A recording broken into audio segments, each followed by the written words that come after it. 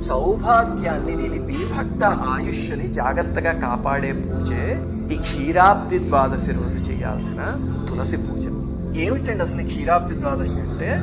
మనం చాతుర్మాస్యం అంటాం తెలుసు కదా. అంటే ఆషాఢ శుద్ధ ఏకాదశి రోజు శ్రీ మహావిష్ణువు యోగ నిద్రలోకి వెళ్తారు.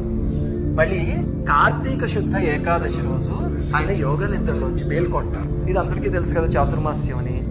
ఆ మేల్కొన్న తర్వాత రోజు అంటే కార్తీక శుద్ధ ద్వాదశి రోజు తులసి ద్వారా ఆయన అనుగ్రహాన్ని మనకు అందజేస్తారు అనమాట.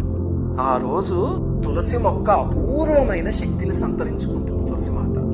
ఆ రోజు కానీ ఆ తల్లిని నారాయణ సమేతంగా పూజించగలిగితే కనుక స్త్రీలకి సౌభాగ్యం అద్భుతంగా సిద్ధిస్తుంది అని పురాణాల్లో చెప్పారు. అది నండు శ్రీవాణి పూజా వీడియోస్ అనే ఛానల్ ఉంది కదా, అక్కడ దాని డెమో వీడియో PDF అన్ని పెడతాం, మీరు చూసుకోవచ్చు.